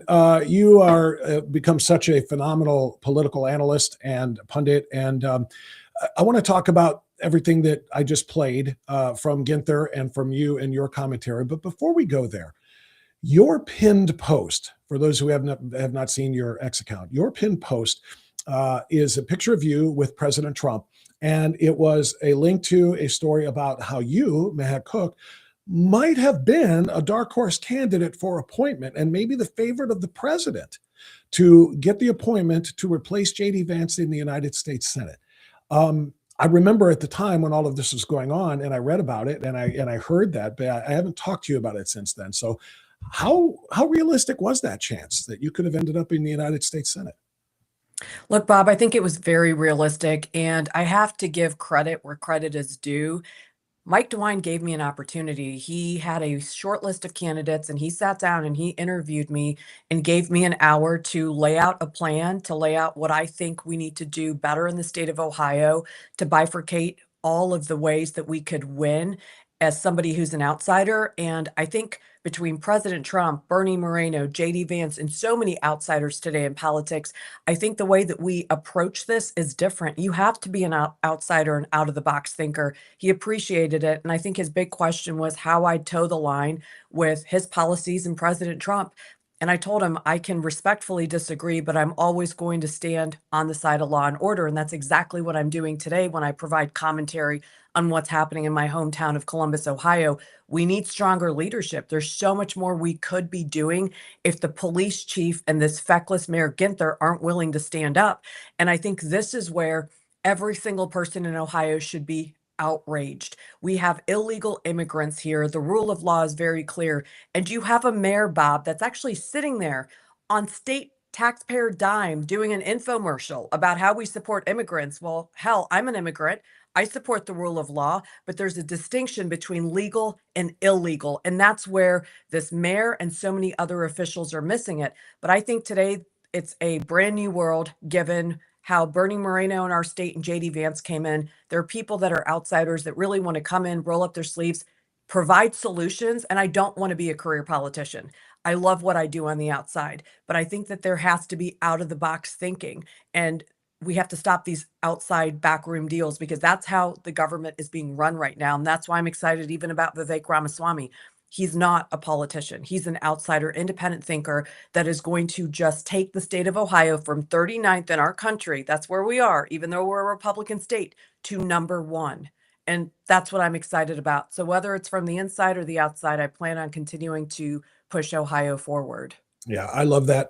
And you are doing such an amazing job. You do communicate it as well, if not better than anybody else in the state. And that's why I really have become addicted to your X page. It's really, really great stuff. And I encourage everybody else to follow you there as well. I'm going to come back to Vivek because I just did an extensive conversation with Tom Zawistowski about Vivek and about his candidacy. But let's go with with what's going on in Columbus right now. Let's talk about, I don't know if I can call it corruption, but it smells that way to me. The video that I just played of Mayor Ginther was one of two. The other one, he actually did this with his chief of police. And I'm sitting here listening to the mayor, who is actually oversees the chief, and the chief who oversees the law enforcement of Columbus, Ohio. And I'm listening to them talk about how they don't believe in enforcing laws. That's what this is all about. They are not going to cooperate with another law enforcement agency. Heck, I don't see that happen. I don't see local, county, state, and federal law enforcement as being at odds with one another. Usually they're assisting. They all wear the badge. They all take the same oath to protect and serve. How and why is it that they are prioritizing in Columbus? And I know it's a very left-wing city, even worse than the left-wing city of Cleveland that I'm nearest. But how can they justify basically saying we side with the lawbreakers over the people wearing badges that are enforcing the laws?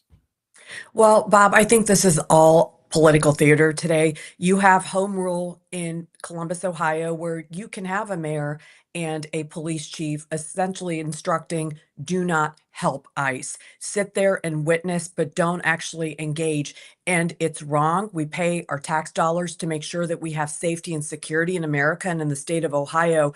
And as we continue to battle the highest property taxes, the continued income tax, ask yourself why we're paying these leaders if they're unwilling to protect us. We have a surge of illegal immigrants, and reporting showing right now at least 10 arrests that have been made. Assault, battery charges. These are criminals. And the biggest crime, the first crime, I have to say this out loud because Democrats continue to lie.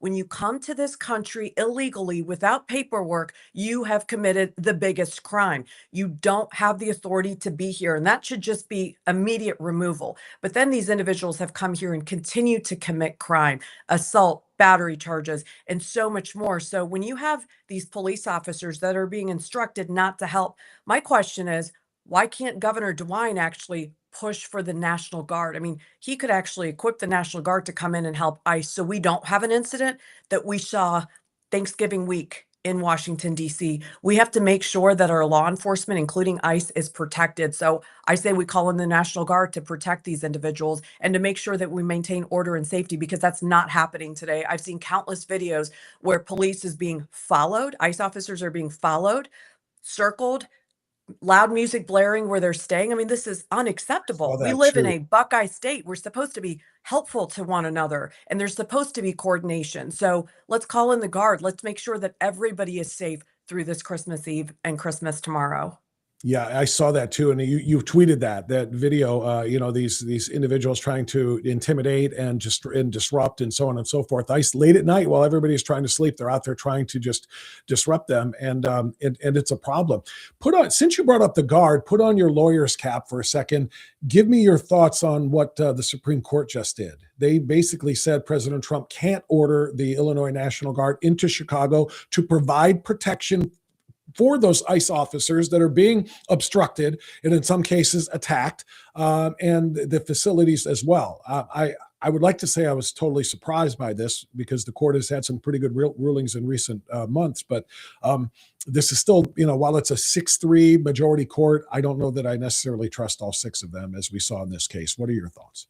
Well, I definitely was disappointed, but at the end of the day, you have the governor who really is the commander in chief. So I think that governors really need to step up and then voluntarily help other governors. So at least in the state of Ohio, while President Trump can't dictate to our Guard, again, separation of powers, the governor is the commander in chief here, he can still ask our Guard to step up. And there's other ways that we can continue to enforce the law. We can deputize police officers. We can deputize individuals that can help and assist with ICE operations. And I think that's why there's been such a massive calling when you have Kristi Noem at the helm asking for individuals to join ICE, because we really do need the help. I mean, we know millions of people actually came into our country, it flooded our borders. There were also known terrorists. I mean, we're talking 12 to 13 million. There may be even more, Bob, and there's no way to get them out unless people start raising their hand, coming in and helping ICE officers. So I was surprised by the decision, but again, the Supreme Court is always going to follow it. In my opinion, it's a strict constitutional reading, and the governors really need to step up. And I think Republican governors should be the first ones raising their hand to say, come to my state.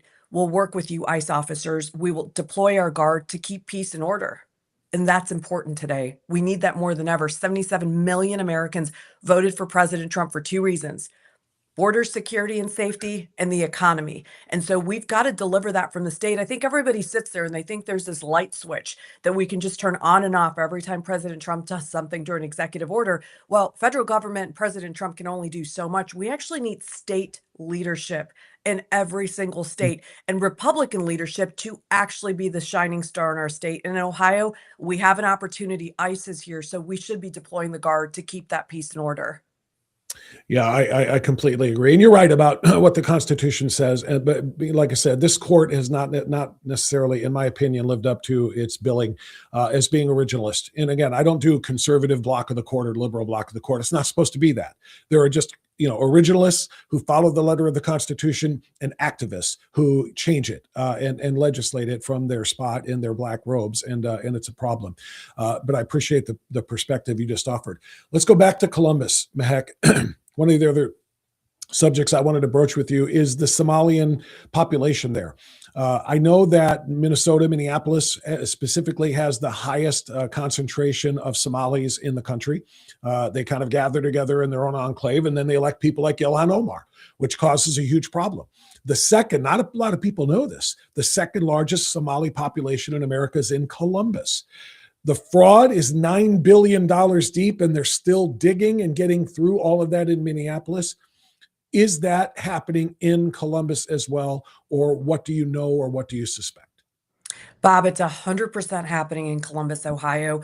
We have between 40 to 60,000 individuals that are part of the Somalian community in Somalia. When you take not just individuals and vetting them, but entire communities, and you dump them in a place like Columbus, Ohio, we have literally created an organized crime syndicate. We don't have auditing. We don't have strong vetting in the state of Ohio. And I had several individuals that are whistleblowers come to me and say, we reported crime, we reported corruption, we reported that we were being pushed to rubber stamp Medicaid fraud. And we continued to say we weren't going to do it. We continued to report it, and it was never looked into. So now what we're seeing is home health networks. That means, Bob, if you have aging parents or I have aging parents, I can sit at home, make $75,000 to $90,000 per parent and say I am taking care of them when really they don't need the care. You add another parent, that's 180,000, add four, you're making $250,000 a year just sitting there. Look at how much we have increased in terms of our home health care network in the Somalian community. It screams fraud. Every single program should be audited, but we actually had whistleblowers that went to the state of Ohio and reported this, and nothing happened. It wasn't until the Minneapolis incident these individuals came to me, and I reported it on Fox News, Fox Digital, and Sean Hannity, and now this is blown up. But I'm wondering, why isn't every state auditing their program? Our welfare program is broken. It's corrupt. The fact that people are coming from out of this country to use and abuse it should be a glaring red flag. We spend $1.7 trillion in welfare. Imagine how much of that is going to illegal exploitation and corruption for people who don't need it. And last thing I'll say, these are our tax dollars. They're meant for SNAP funding, disabled, kids who have autism, for instance. They should not be going to certain communities. And in our state of Ohio, it's Somali, Bhutanese, and Nepali. And the Attorney General is finally looking into this, and we should be getting results. This is unacceptable, but it's absolutely happening here. We need to audit America. I've been calling for that the minute the scandal broke. Yeah, I've noticed that. And you're right, 100%. We need to audit America. It's kind of what Doge was doing for a period of time, and obviously it didn't get done enough. And I think there is a degree of that going on right now. I think it's Representative Mike DeVilla was investigating something about the Medicaid fraud in the state. But that's just scratching the surface. Everything else that you just said is extraordinarily important for us to know. And there's a part of me, when we were living through the government shutdown, the longest government shutdown in history, that was a little bit disappointed to see it end. I say that only because it just went right. Everybody's crying about their EBT cards not being filled, crying about their food stamps not being there, and so forth. At that time, and that's when we started to really learn about the fraud. That's when we really started to find out exactly how many people who are not qualified or eligible for the food stamps are collecting it. And then those who are eligible, who are not using it for food and sustenance, but, basically selling it to other individuals for, a $250 EBT card for $200. And then they use $200 to go and do illegal things or what have you. My point being, we kind of pulled the curtain back, saw the fraud, and then the government reopened again, and everybody said, let's go right back to business.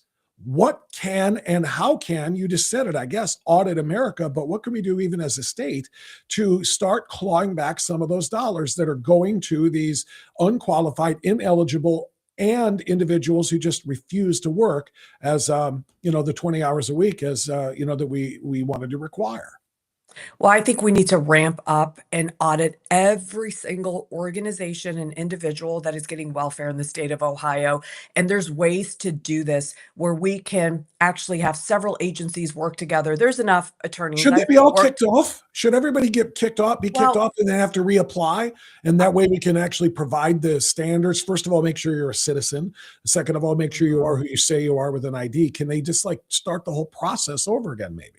yeah, 100%. I think that you give individuals a 6-month window, and within that 6 months, we immediately start looking at eligibility verification. We also have audits of what's happening now because this is the thing. You kick everybody off and you hit the reset button, well, the money's gone. I want an audit of exactly who was getting that funding. And if we can claw any of it back, given the fraud, it must happen. We can work with the U.S. Attorney's Office in the Southern District of Ohio. I've worked there.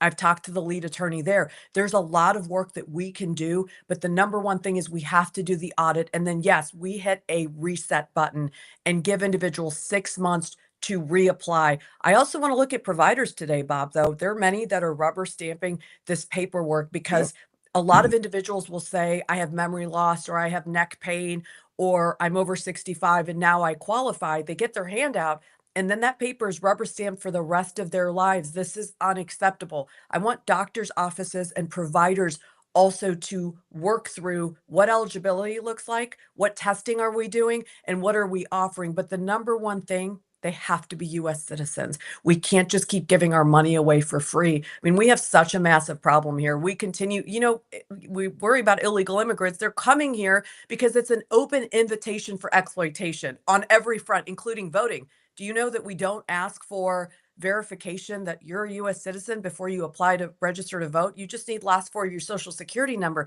This is a massive issue, but we created it.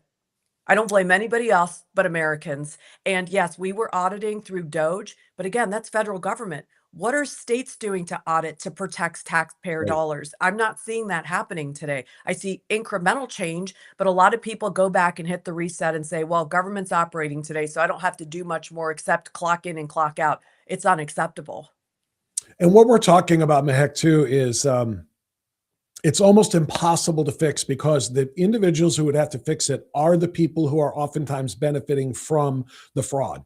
And I'm talking about members of the legislature, and I'm talking about their partners, their donors, and some of the individuals, that money gets funneled to, quite frankly, in order for their campaign contributions to be kicked right back to them. It's like kind of a circle, and nobody wants to upset that apple cart. Nobody wants to cut off their own source of funding so that they can keep their seats, whether it be in the Ohio legislature or in Congress. And that's one of the biggest problems. So asking, the individuals involved in corruption to root out the corruption is kind of a self-defeating thing. To the point you brought up about, I just wanted to bring up the petition, not a petition, but the suggestion and the motion. I think it's, why am I drawing a blank on Arkansas Senator? For goodness sakes, I apologize. Hold on, let me. Oh, I was just discussing it this morning. I wanted to talk about eliminating the filibuster, and to get your yes. opinion on it. Byron Donalds was speaking on this from the House side and saying we have to get rid of the filibuster. And Mike Lee is who it is, by the way. They finally the fog lifts. Mike Lee is saying that the zombie filibuster needs to be eliminated.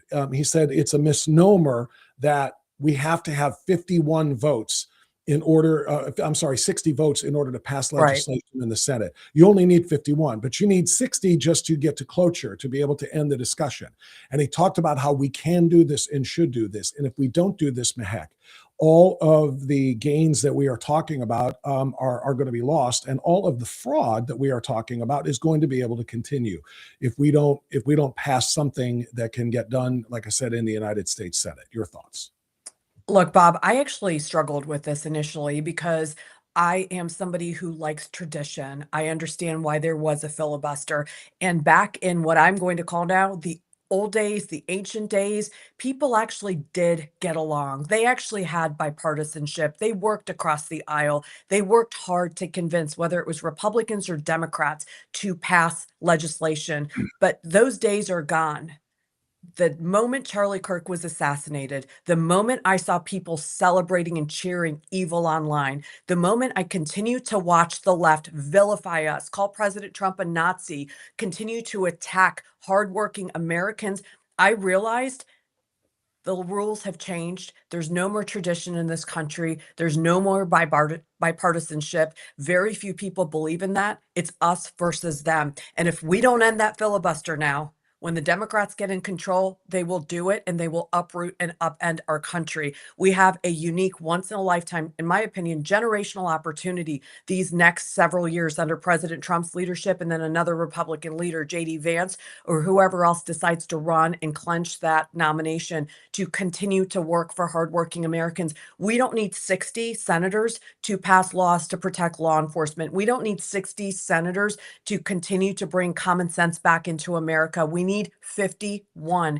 And that's where we have to start pushing for this filibuster. All the old guard, and I've talked to them, I've asked them, I've sat down with them and said, I respect your tradition, but where are these people now that actually believe in common sense? Oh, wait, they're actually outside ICE facilities and protesting and continuing to ensure that they evade the law. They're helping illegal criminals. I mean, even in Columbus, Ohio, you see Shannon Hardin, a city council member that's out there protesting. They have lost their minds. And if we don't get back to sanity and end that filibuster, we're going to be in a massive panic and disarray for our future. So end it now. We don't need a bill tomorrow. We need to just decide to end it. And I think this is where it takes leadership from Republicans and realizing what worked back then, that's not the roadmap for the future. Very well said. Heck, and by the way, another brain fog. Mike Lee's Utah, not Arkansas. That's why I stood up. Yes.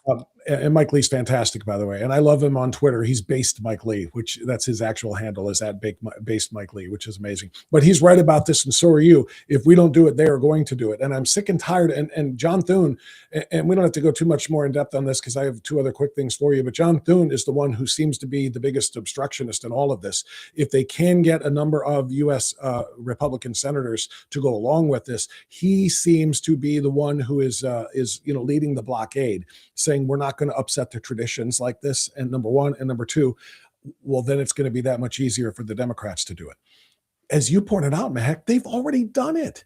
The Democrats already voted to do it. They just had two, moderate holdouts in Sinema and Manchin who are no longer there that stopped them from already doing it. Are we honestly that daft and that naive to think that they're not immediately, as soon as they win it back, going to do it again? And this time they won't have those two moderates. I mean, they may have a Fetterman or somebody who isn't going to go along with it, but they're going to do it again. So it's only a matter of, do we do enough damage to them by enacting America first and MAGA by blowing that thing up ourselves first and then let them undo it if they do take over again? Or do we just sit here getting nothing done in a very, very do nothing Congress, other than investigations, but get nothing done and then just watch them destroy the country from Jump Street? Yeah, Bob, you're 100% right. The rules of engagement have changed. The left is so far gone, so far extreme that I can't even talk to certain people on the left anymore in terms of common sense. There's no common sense when you're calling for violence. There's no common sense when you're continuing to cheer as ICE members are brutally murdered. There's no common sense anymore left in the left. And the second that you say we're maybe going to depend on one man like John Fetterman, well, one man isn't good enough for me. 51 votes are good enough. That's a majority of the country that believes the people that they have represented are going to ensure that their values are put forward. We don't have tradition anymore. If we want to get back to tradition, let's get back to common sense by ending the filibuster. So where's your optimism level or pessimism level for 26? I feel like, we just got the great GDP report. Last week, we got the inflation report, and we're about to see the one big beautiful bill kick in as well in January. I feel very, very optimistic about the economy, obviously national security, obviously border security. All of the things President Trump promised are here, but yet there are still a lot of people freaking out and saying we're going to get waxed in November. Where are you, optimistic or pessimistic? I'm in the middle. I see the glass half full, so I guess I call that optimism. We can't continue to just put all the burden on President Trump. And I think this is where I struggle the most.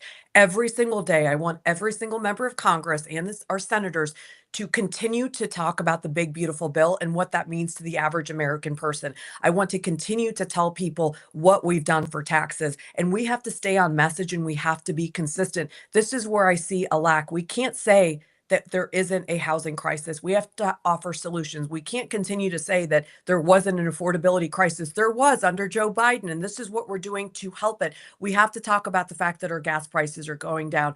The messaging and consistency is what we lack in the Republican Party, but if we can get this right and continue to message and continue to listen to Ohioans and Americans across the country, we can actually change the direction of this country and the midterms. But it all comes down to being consistent with messaging and providing solutions.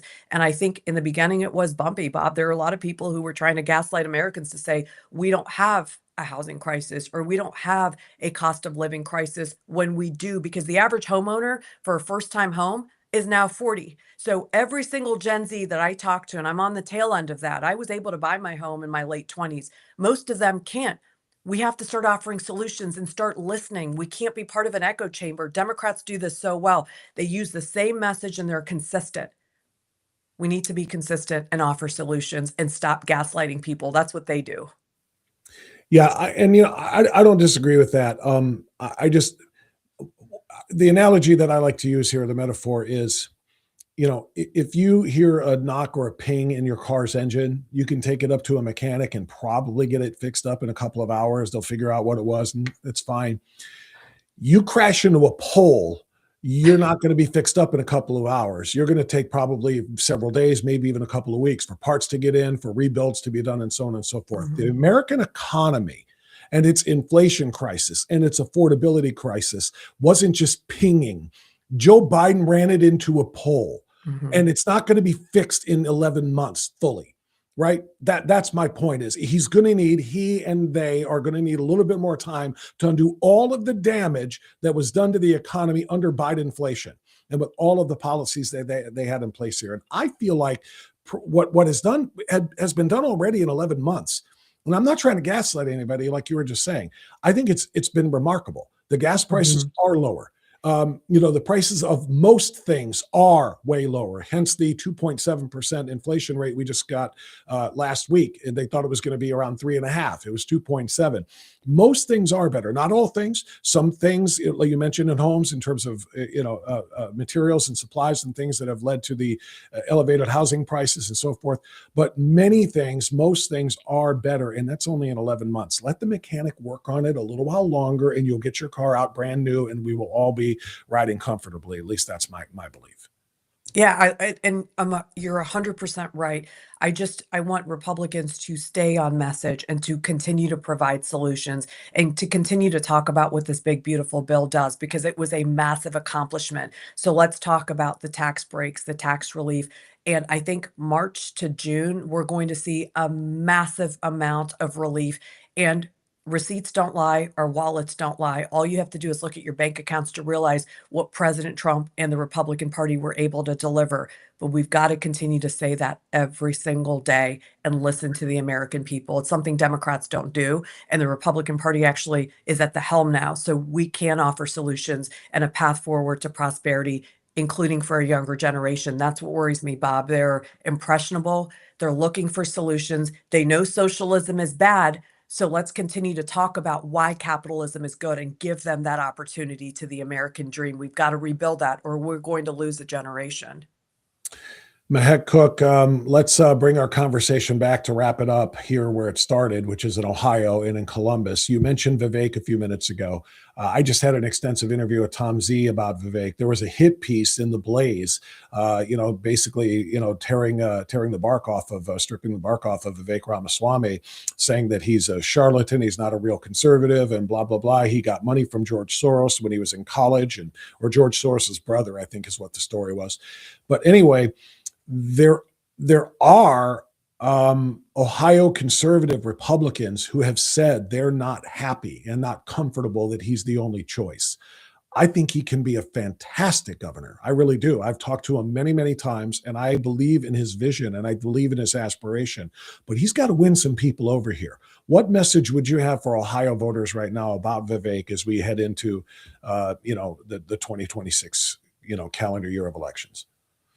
Look, he's not the only choice. We had many choices. There were a lot of people that raised their hand to run for governor, and then they backed out and decided to withdraw from this race. I think a lot of times when I hear people pushing back on Vivek, I say, there are a lot of people that were actually interested in running for governor.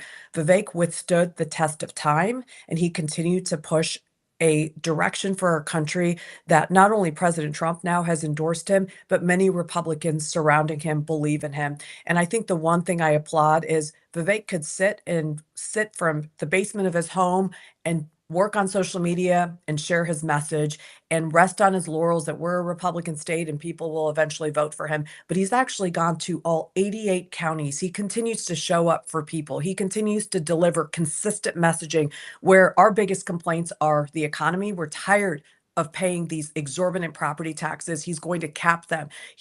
We're tired of our income tax. We've been told by Republicans for a decade now that they're going to reduce the income tax to zero. He is continuing to listen. He has a path forward.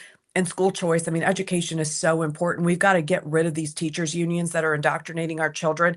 These are the two most important pillars in Ohio, and he's providing solutions. So I urge anybody who says they don't believe who he is. President Trump at one point, I believe, was a Democrat. He's changed a lot. You grow, you learn, you understand policies, you understand the way the economy works, and you want to do better for people. So I applaud anybody who changes.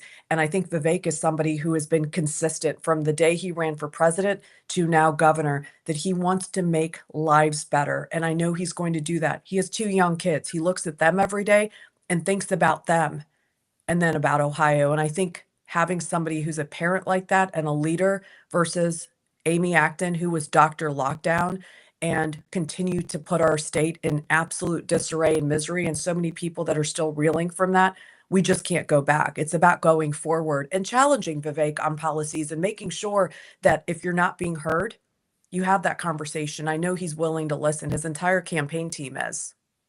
Yeah, and he has been barnstorming. He has been very, very accessible to people. He's been accessible to me, and I just saw him at the Strongsville GOP Christmas event last week or week before last, I guess it was.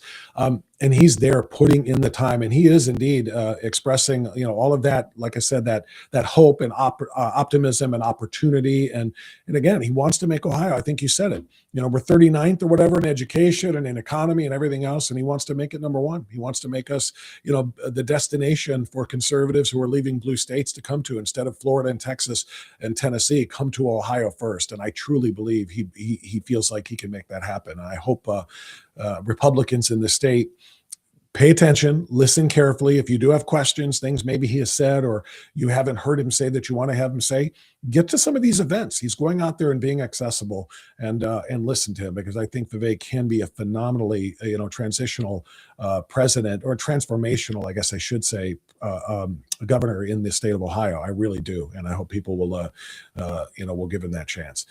Mehek, phenomenal analysis on just about everything. Keep up the fantastic work. And obviously, we tell people to follow your account. You have a great following already, but it's Mehek Cook on X. That's where you're going to see most of your videos. Do you put them on Instagram as well, or is it mostly just an X thing with you? It's X and Instagram, and for my family members, Facebook. All right, very good. I just want people to know where to find you, because, like I said, your commentary is spot on, and that's why I wanted to reach out. Thank you so much for doing it. I want to wish you a very blessed Christmas and happy holidays to you and yours, Mehek, and we will talk in 2026. I have no doubt. I can't wait. Merry Christmas to you and your family. Thanks for having me. Thank you. All right, that's Mehek Cook. She is wonderful, and she is brilliant, and what a phenomenal analyst that she has for Ohio politics and beyond. And I guess I really kind of did what needed to be done today. I brought in two people who are smarter than me. There's an old saying, when you hire people who are smarter than you, you prove that you are smarter than they are, because they're going to do all of the work for you. That's pretty smart. These people don't work for me, but when I bring in people who are smarter than me to talk, then it makes me smarter for having done so. And Tom Z and Mehek Cook are two of the best and brightest, and really appreciate both them coming on. All right. I guess that's going to wrap it for Christmas Eve 2025. I've been so busy with the guests and pulling up audio. I have not spent the time taking a look in the chat in this particular episode. So I don't know if there's anything I need to respond to. I should probably look real quick and make sure before I sign off that there isn't anybody. And let's see. I can't even seem to pull the chat up at the moment. There it is. But yeah, it looks like there's been a lot of activity. Hopefully people have been entertaining themselves and engaging in the conversation. If you enjoyed it, make sure you give us a like. Make sure that you also find the tip jar at the bottom if you want to buy me a cup of coffee or something.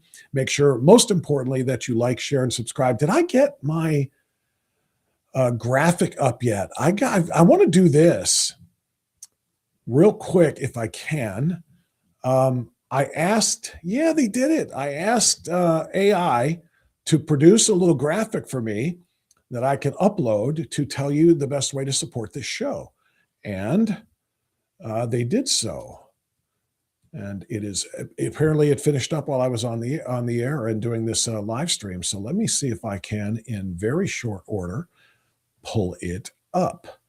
I should play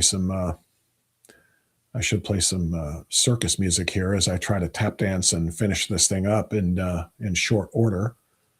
But I want to make sure that I can put this up.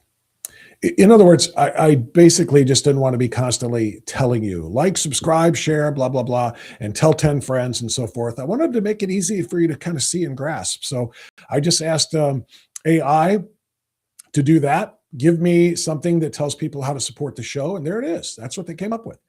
Like, follow, subscribe, follow Strictly Speaking Unfiltered on Rumble, then send this channel to 10 friends. There it is. It did a good job. Sometimes AI is useful. Ask them to follow and subscribe too. There you have it. So if you can do that and share that, and like I said, go to 10 friends on your social media accounts, or go to 10 friends who are like-minded, who would be interested in what we do, on your in your email list, and send it to them. All you got to do is just go to the URL at the top of the screen there that shows where this episode is, or right-click this episode on your Rumble wall, your Rumble stream. Right-click it, click copy this address, and send it to 10 people, and ask them to like, follow, and subscribe. We do that, we'll be on the road where we need to be impactful, and to be to truly help influence and shape opinions as we fight to protect the country and to save the country in 2026. So thank you. A Merry Christmas to you. Again, to my Jewish friends and viewers and listeners, a very happy Hanukkah. Celebrate and enjoy your family tomorrow. We will not do a live show tomorrow. I will be uploading content so that when you're done opening gifts and having your Christmas meal and going to your Christmas mass or service, and you're just tired and fat and happy and looking at all your stuff and you're bored, flip on Strictly Speaking, and I will have some new stuff uploaded for you tomorrow so that you can watch at your leisure. So thank you very much once again to everybody who has supported and helped in one way or another. We are just, like I said, getting started. We are 1.5 weeks into this podcast. We want to make it grow. Please do what you can to share. And don't forget, push play and walk away. If you go to the top of the Rumble screen, you'll have an option to just play videos continuously, and it'll go from one to the next, to the next, to the next. It's a good way for us to build ours and not let the algorithm defeat us. So anything you can do in those regards is greatly appreciated. God bless, be well, be safe, and stay free.